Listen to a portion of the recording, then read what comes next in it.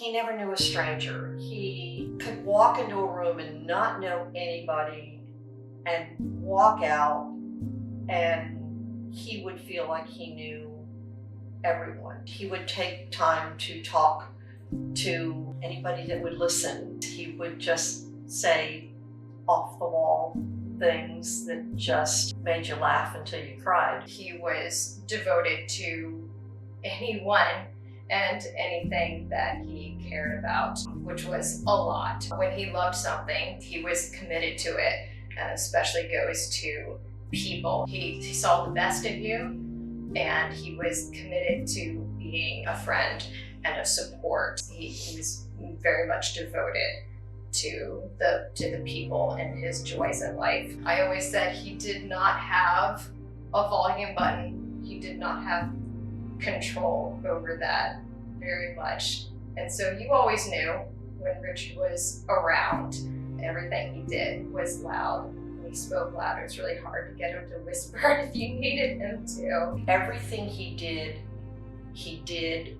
with all that he had. He jumped into everything that he did, not just with both feet, but with his entire body. There was never areas of gray with Richard. He was loud and boisterous, and he had this silly, infectious laugh that just made everybody in the room just kind of break out with a bad case of the giggles. He just was constant laughter. Richard loved his TV and movies from an early age. He would zone in on what he's doing.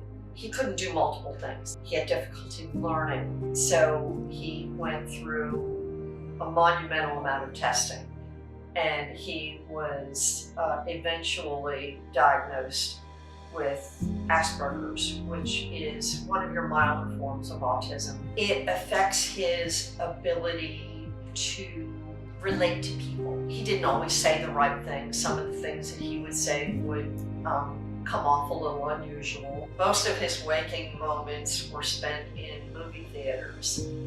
And then he learned how to critique movies. You could name a movie. Richard could tell you all the actors, the producers, the directors, who wrote the screenplay. And sometimes he could quote a good bit of the movie out of that. So movies, until he got into photography, movies were his life. Richard was my older brother, and he was brave in his own ways, and certainly a very admirable person. He wanted to be in the middle of things, and so he did like taking pictures, but I think we all kind of did. I think it started with the bands. He would learn stuff and fixate on the bands almost as much as he did the movies and TV shows and actors, and he was just very much into the entertainment world. But I think that starting to take pictures of the concerts while he was there, it was another layer of getting into the musicians, into their space, using the camera as a tool as another way to just infiltrate and really get in there. So when you're taking pictures of people, it's a very intimate act.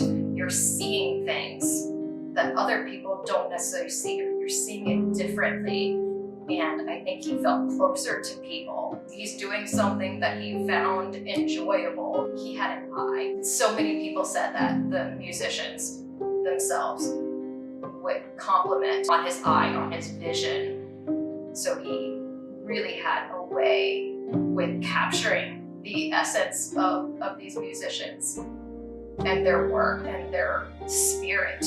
Just really came out, like, without knowing the band, without seeing them, you really could feel them just through his work, and that was really quite incredible.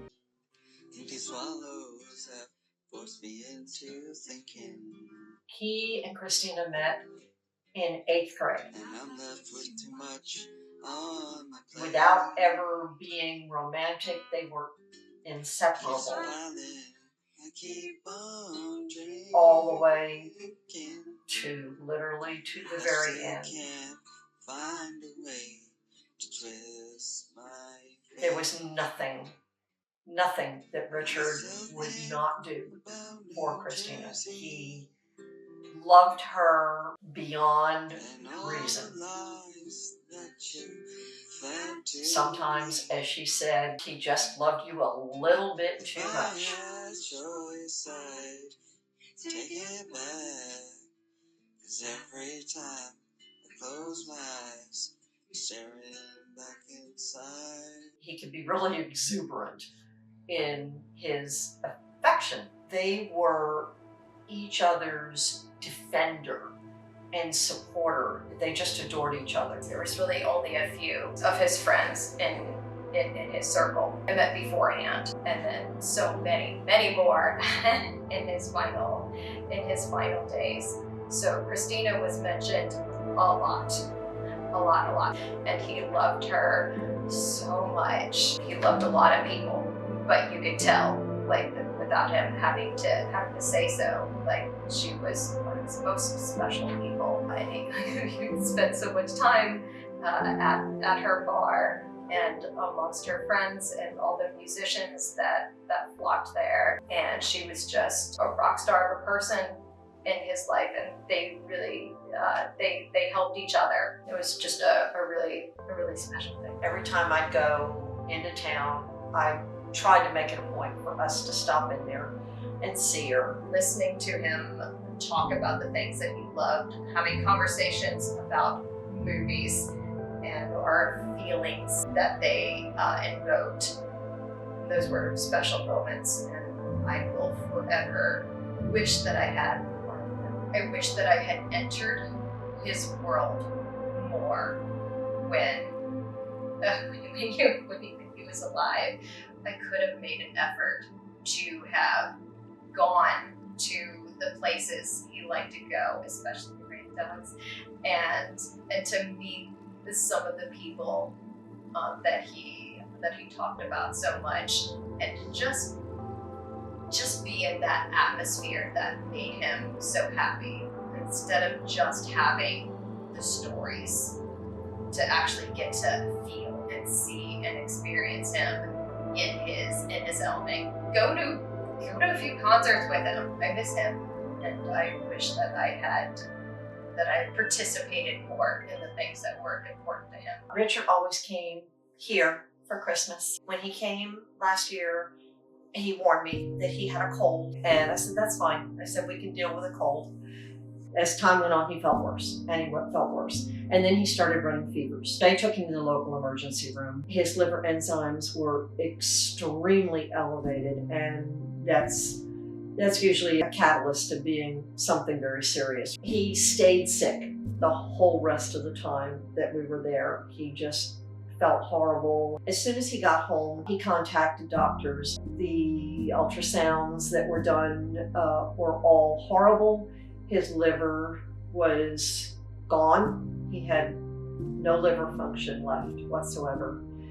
They did scopes and found colon cancer. There were appointments set with doctors to get the final results of everything. Shay and I drove out and met up with my sister Jeannie. We all went with him to the doctor, and that's when the really bad news came in. It was beyond stage 4.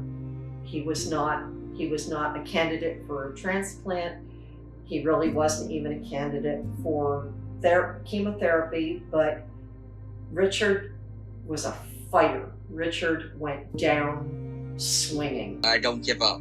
His room was a revolving door, and every friend that I've never known showed up. Some drove for 2.5 hours just to come see him and spend an hour with him. I love you all. You everyone are all the best.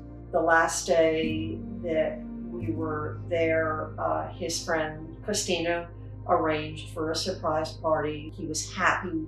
I'm going to fight this. Shay and I brought him home and set him up with oncologists here. And the last time he went to the hospital, we said, we can't do this anymore. We can't watch him suffer.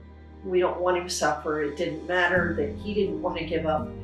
We just knew that the end was just coming, and we just wanted him to be comfortable. There's so much I want to do with my life still, and go places I want to see, and more people that I want to meet, stuff like that. That decision was made on a Friday, and he passed away at noon the very next day, Saturday, March the 8th.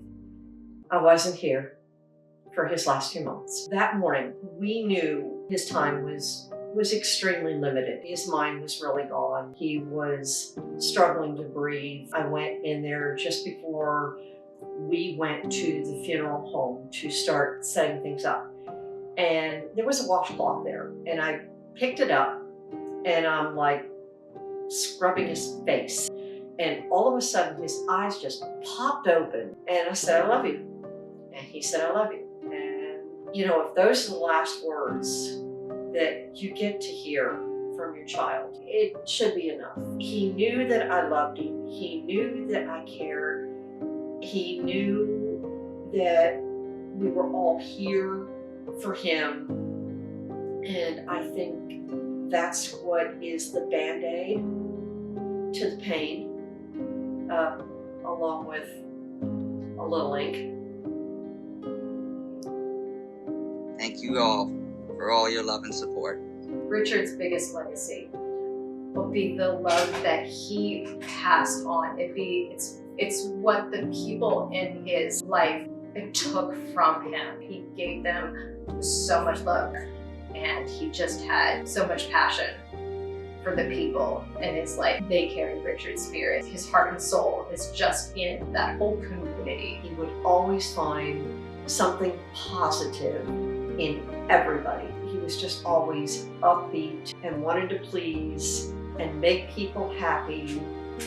And yeah, the music, that was all that we heard so much of. In the end, was nobody took pictures the way he did. Nobody saw them from the inside the way Richard could bring out the best in anybody in the world of music and just generalized photography. I mean, he did all sorts of other things. It was his ability to bring the best out of anybody. I hated that he had to suffer for his last 3 months of life, you know, very unexpectedly. Like everything progressed so fast. So I hated that he had to end that way. But he was surrounded frequently with people who loved him, and it was clear that he knew that and appreciated it. And most importantly of all is I know I can rejoice because his soul is free. And he worried for the future, for getting older. There were so many things that he was fearful of and didn't want to experience, and now he doesn't have to. So I tried to help him to not focus on the things that he would hope to have experienced and would not get the chance, but instead, I can just be grateful for the things that he wouldn't have to go through, that most of us do if we live long enough, and the uncertainty of the world around. So now he's living it up and surrounded by love in a way that we just cannot fathom. He's the lucky one. He's in place, and we will be too one day.